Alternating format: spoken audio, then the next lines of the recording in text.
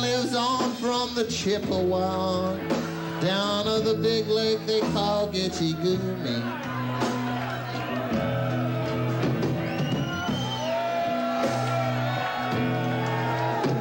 The lake, it is said, never gives up her dead when the skies of November turn gloomy.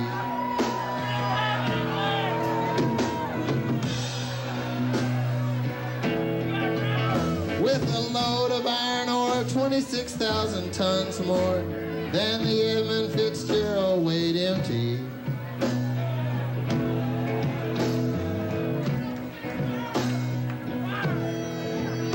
That good ship, one true, was a bone to be chewed when the gales of November came early.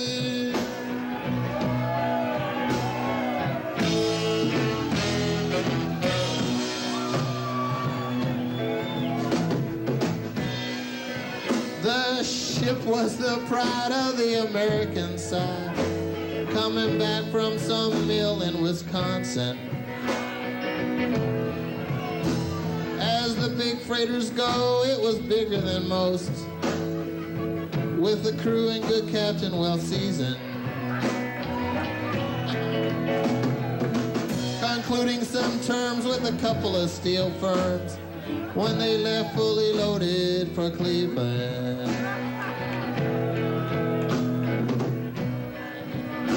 And later that night when the ship's bell rang, could it be the north wind they be feeling?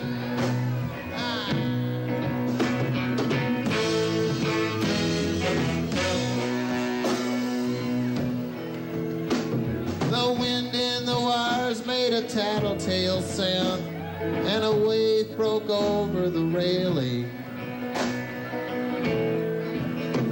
And every man knew, as the captain did too, 'twas the witch of November come stealing.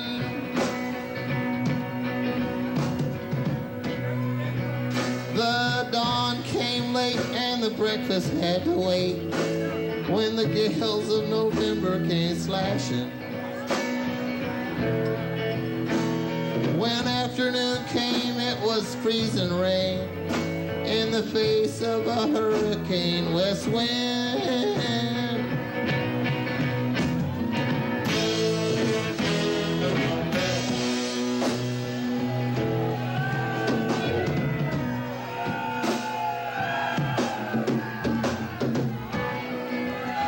When supper time came, the old cook came on deck, saying, fellas, it's too rough to feed ya. At 7 p.m., a main hatchway caved in. He said, fellas, it's been good to know ya.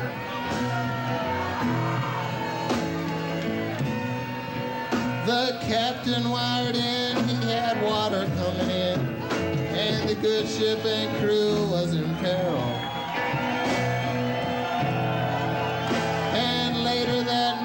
When its lights went out of sight in the wreck of the Edmund Fitzgerald,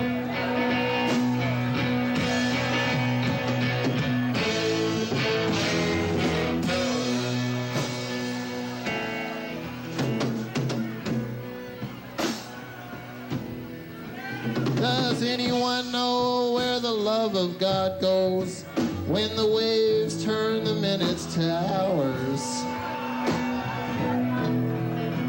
The searchers all say they'd have made Whitefish Bay if they'd put 15 more miles behind her.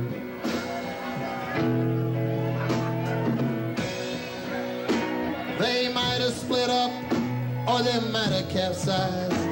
They might have broke deep and took water. And all that remains is the faces and the names of the wives and the sons and the daughters.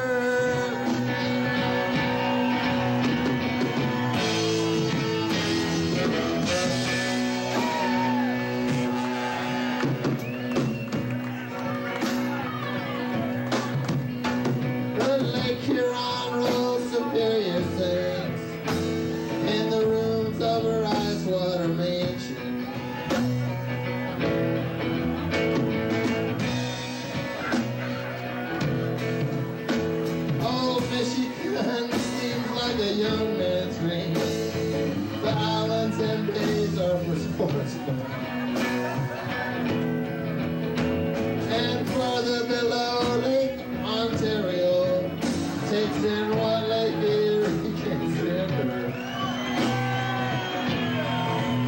And the iron boats go, there's the mariners off the north with the gales of November, remember?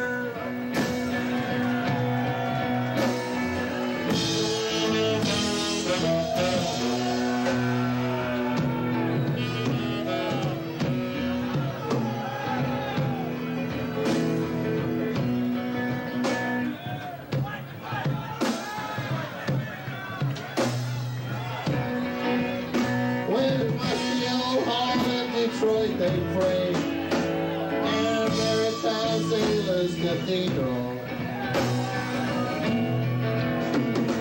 The church bell chimed till it rang 29 times for each man on the Edmund Fitzgerald.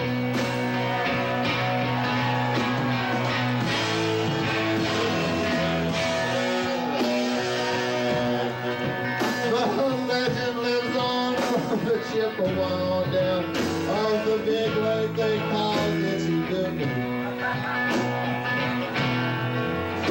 Superior, they said, never kiss a birdie when the gales of November come early.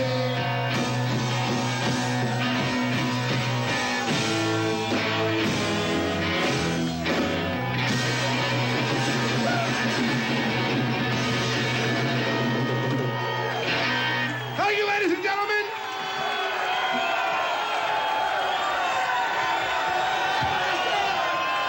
NRBQ and the Whole Wheat Horns.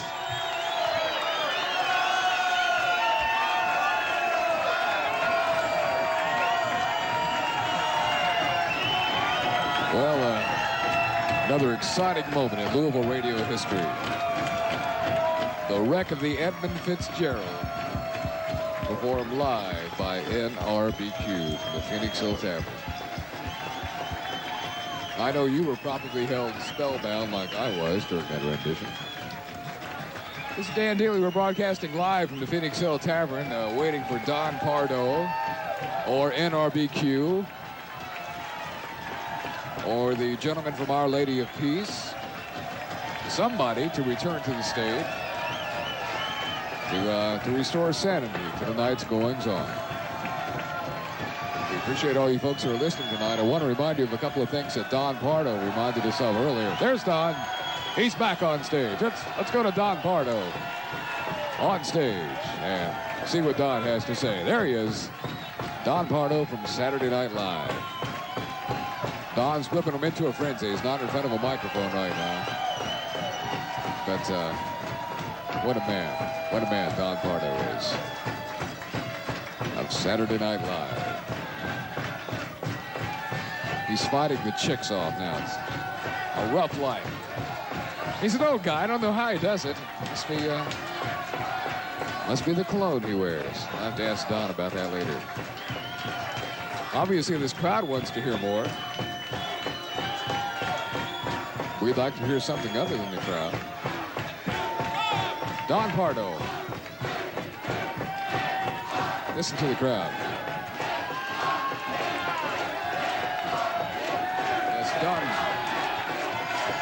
Don Pardo whipped the crowd into a frenzy.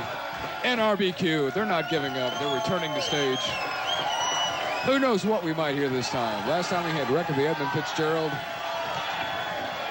Next it could be, I'm Sorry, that great old Patty Page tune. I'm sure all of you love. We'll just have to see what the boys have to offer tonight. Live from Phoenix Hill, NRBQ on LRS 102.